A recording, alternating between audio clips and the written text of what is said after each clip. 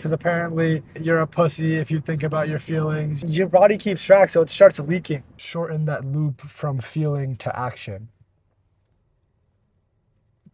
A lot of these red pill hypermasculine influencers, they talk about how you shouldn't put so much effort into analyzing your feelings, right? And it's obviously worded in a much more abrasive way than that. It's usually goes something along the lines of no one cares how you feel, just work harder, or some variation of that. But that being said, I want to talk about the reason that I think there is value in analyzing your feelings. And the reason I say that is because without analyzing your feelings, you never find the root of the problem, right? Like, say I have a leak in my house and I'm looking at 16 pipes in front of me, and the only way for me to figure out which one is leaking is by tapping on each one and listening for one that makes a different sound, let's say, right? I don't know, I'm not a plumber, I don't know if that's how it works, but let's just say, right? How could you possibly expect me to solve that problem without going and tapping on each one of those pipes, right? You can't. So if you go in and tap each one of those pipes and you figure out which one is leaking, then you can progress in trying to solve the problem and saying, okay, what are my options? I can get a replacement pipe, I can get putty, I can plug the hole, whatever it is, right? That's a different conversation. But in this case, like, analyzing your feelings is tapping the pipes. If you feel shitty about yourself, but you're too fucking macho or whatever the word is to like actually sit down and think about why you're feeling this way, or journal, or whatever the mode of analysis is for you, then that doesn't make you macho or that just makes you fucking stupid, to be honest. And the reason it's helpful is because once you figure out like the very low level, like first principles root of the problem, then you can go about solving it, right? And that doesn't mean that it'll be a easy solution, right? Or a simple solution. It might be hard to implement, but at least you have some action items to go on, right? So to give you an example, I used to feel very insecure in social situations, and I only now know that that feeling was insecurity. While I was actually experiencing it, it was just like this pit in my stomach, like just feeling kind of shitty about myself, and I don't really know what it was. And the reason I felt that way is because a lot of times when you're, in a social situation, what do people talk about? They talk about like what they're doing in their life these days, right? And that would often be like, they're doing XYZ class, or they're working in this internship, or working on this project. And what happened with me is that that would remind me about how I was not putting much effort into my life in that realm. Like, I wasn't really putting much effort into my classes. I wasn't really putting much effort into like looking for an internship. And hearing these conversations reminded me of that, and then subsequently made me feel insecure. And it was only until like I actually tried to sit down and figure out, okay, like why like do I feel shitty about myself whenever I'm around people, was I able to figure out like, oh, this is why. It's because I'm not putting any work in myself. Now that doesn't mean the solution to that is easy. The solution to that is, okay, go put in the work, right? And it sucks to do that. Like it sucks to sit there and just like apply to 30, 40 jobs a day. It sucks to sit there and like do your work. But what helps me like get through that like sucky feeling, like that feeling when you're studying for an exam and you're like, fuck this, bro, I just want to go play video games or watch Netflix or something. I just tell myself like this work is what it takes to not feel insecure in social situations. And then it's like, okay, what is more important to you? Sitting and grinding through this work that you don't want to do, or not feeling insecure in a social situation? And for me, right, the latter is more important. Again, that doesn't mean that it makes me want to do the work, right? I don't want to use the word motivation, but it just gives me like a reason to keep on doing it, right? And it still like actively sucks to like sit there and just like apply to like a black hole of jobs, or, study for whatever the work is for you. But that helped me. So my whole point in telling you that anecdote was to give you an example of why analyzing the way you feel can help you be more productive in life. Because another reason that it can help, aside from what I just mentioned, is it helps you start to develop this pattern recognition, right? So next time I'm in a social situation and I feel insecure, I, because of the previous like analysis I've done, know that, oh, I feel this way because I'm not putting in the work to progress in my own life. And then it helps you shorten that loop from feeling to action. An idea that I talk about a lot is how it never clicks, right? It's not like once I figured out the reason behind why I felt insecure in social situations, I immediately like it just completely flipped, and then every single time I was around people, I felt secure, I felt happy, and like that's not how it works, right? So even though now, like in my life, I'm putting in a lot more work to, improve in the different areas that I want to improve in, there are still times that I'm in a social situation, I'm around people, and I feel insecure. And sometimes, this is why your feelings are complicated. This is such a stupid crosswalk, bro, on the ramp to a highway. Why do they have a crosswalk here? What was I saying? Oh yeah, this is where your feelings are complicated. The fact that it doesn't click is because now when I feel insecure in a public setting, I'm not entirely sure, at least initially, if it's because I'm actually not putting in work or if it's just because I'm so used to feeling insecure in this environment. So my body just kind of reacts the same way. Like I see the same stimulus. I remember that when I interact with the stimulus, I usually feel this way. So then my body makes me feel that way. And the good thing, right, about analyzing your feelings is if you're in the second situation where it's kind of this artificial feeling, then when you actually sit there and you think, why do I feel this way? Okay, usually it's because I'm not putting in work to improve in my own life. Then you ask yourself, okay, well, am I or have I been putting in work to improve? If the answer is yes, then a lot of times that feeling goes away because it was artificially created. The thing is, that's the easier version. A lot of times the answer to the question of have I been putting in the work is no, and then the solution to that is okay, go fucking do the work, right? I think this is honestly like fundamentally why red pill culture is so hypnotic to young men. It's because 95% of what they say, like the views that they purport, are like entirely correct. Like if you really sit down and look at these red pill videos and actually just objectively analyze the message and don't get caught up in the emotions that they try to elicit by intentionally like phrasing their shit abrasively, right? If you actually listen to what exactly are they saying, what is the message, it's like work hard, do the shit that you don't want to do. You're not always going to want to do things that you need to do. Like, this is pretty, like, fundamental. It's just fundamental. Like, what is this guy doing? Like, my God.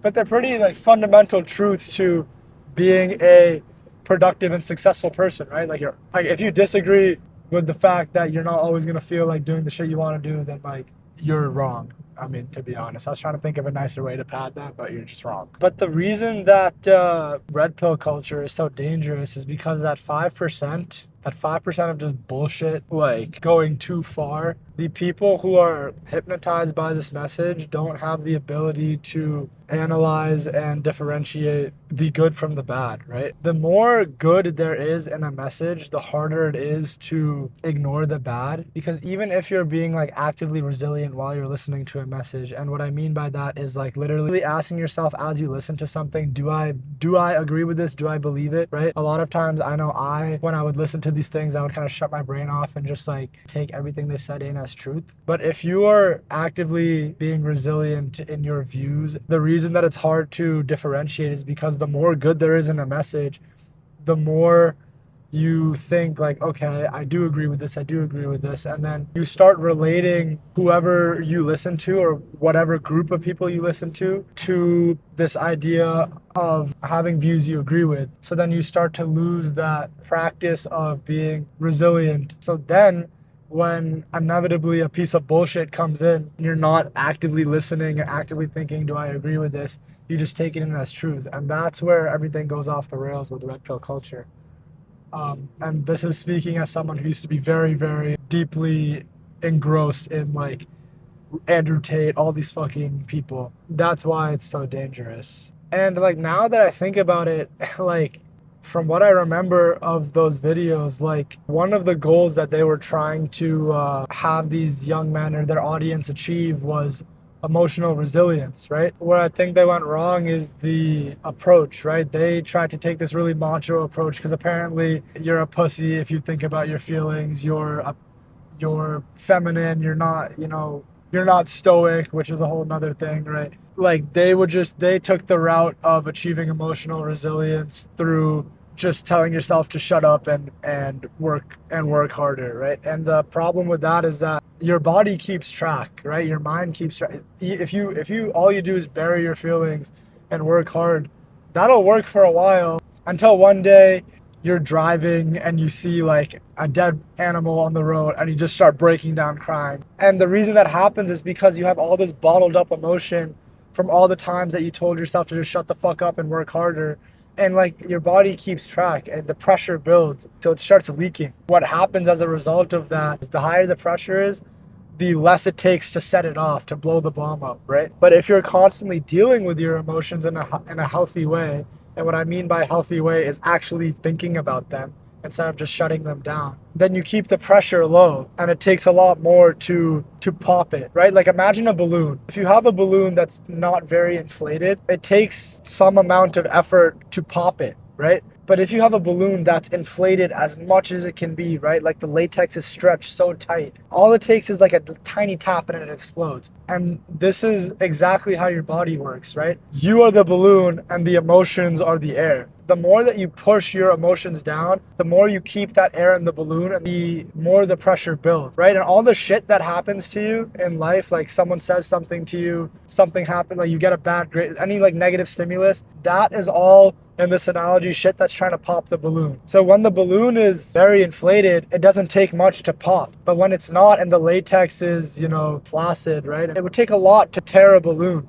And to like continue with this balloon analogy, right? What I was talking about earlier, how analyzing your feelings sharpens your pattern recognition.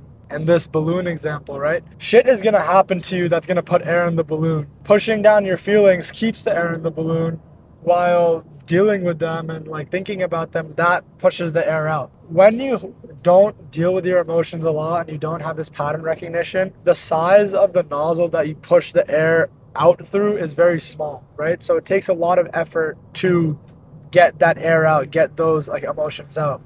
But the more that you think about it, the more that you develop strategies to deal with these emotions, that nozzle size increases. So you start getting to a point where like as fast as shit comes in, you can take it out. Now, all this being said, there's a very important line to be drawn between pushing your emotions down and analyzing them. Because it can, and like again, coming from a guy who has definitely fallen in the trap of just like believing this fallacy that if I just like analyze enough, if I think about it enough, whatever I was trying to do will become easy. And that is unfortunately just not how it works, right? We already talked about why pushing them down is bad, but there is a certain threshold beyond which analyzing your emotions more is not helpful, right? All that analyzing your emotions does, in my view at least, or in my experience, is it tells you which pipe, right? It tells you which pipe you still need to go and fix the shit. Like in the academics example, when you figure out that the reason you feel insecure is because you're not putting in work to improve yourself, that's amazing. That's a lot of progress that you've even figured that out. And now you need to go fix the shit. Like now you know which pipe it is. That's great. That's like a step in the right direction, right? That's better than having 16 in front of you and not knowing which one it is. And now you gotta go fix the shit. And that's hard, right? Like it's hard to, go to the gym consistently or do the work, study, apply to whatever the thing is for you, right? Whatever that deficit is for you, it's hard to do that. But a lot of people don't even know that their lack of action is leading to these feelings. And I mean, that's just, oh my God. We'll see if the noise canceling mic is working well. Because fuck me, that was loud. But yeah, just take one step at a time and like almost as important as taking the steps is recognizing that the steps are progress. We struggle to recognize anything that does not result in an external output as progress. What do I mean by that? Say you're trying to, like I said, go on this journey of self improvement, right? And you feel like insecure in social situations, and you, through like, let's say, journaling or thinking like about your feelings, right? And like, when I say thinking about your feelings, I mean like literally asking yourself when you feel a certain way, you ask yourself, why do I feel this way? And like trying to figure out what the root cause is. But in this, like, if you're on this journey and you figure that out, it's very easy to feel like, okay, I mean, like, great, I just spent, 2 hours trying to figure out why I feel this way, and like I got somewhere, but it's like nothing in my life has changed. Like, I just wasted those 2 hours. And that is the part that needs to switch. You didn't waste those 2 hours. You made progress towards your goal. It's just that nothing has been externally changed yet. But like, that's how everything works, bro. Like, if you don't go to the gym once and then like all of a sudden you have a six pack, right? Like, it takes a while for you to see the external outputs. But does that mean that the first 2 weeks that you went to the gym that you didn't see any physical changes was useless? Like, no, it doesn't. You just have this understanding that it takes time to see the progress. So you need to apply that same mindset to figuring out problems, right? A lot of times you have to solve the emotional angle before you solve the practical angle. And we struggle with recognizing solving the emotional angle as progress. So a lot of times you just bypass that and try to skip straight to the action, which we do through pushing your emotions down, and then shit blows up like we already talked about, right? So if you're able to switch your mindset and understand that solving the emotional angle of a problem is absolutely progress towards solving that problem, then you'll be able to solve shit in your life in a healthier way, in a way that will, you know, increase the size of that nozzle, take the air out of the balloon, however you want to think of it, right? But it'll allow you to solve it in a healthy way, instead of kind of solving the problem and also throwing this byproduct bullshit to the side. The byproduct being the emotions, right? You're able to like actually clean everything up as it happens. So all this to say, if you're the type of person who gets through problems by just being like, shut the fuck up, you need to do more, you need to work harder, you need to not care as much, then try bringing yourself a little bit more to this side of the pendulum and like think about your emotions a little bit. And if you're the type of person who already takes like excessive action, I promise you, like, you're not gonna become a fucking like couch potato by thinking about your feelings. You're still gonna take the action. On the other hand, if you're the type of person who like just sits and ruminates a lot, you need a little bit more of like, shut the fuck up and just go do it, right? Because if you're that type of person, which was a lot more how I was, the reason I was like that, at least, which you might be different, but I would just think that if I think about this enough, it'll become easy, right? And the thing you have to realize is that a lot of these problems, it's not easy, it's not comfortable to solve, right? Like, a lot of times, if you're this type of person, you figured out what the problem is. You just need to take the step and be like, okay, like, now I just need to go to the gym, or now I just need to like bite the bullet and ask the girl, right? So just try to find the healthy mix between, getting over yourself, right, and thinking about your emotions.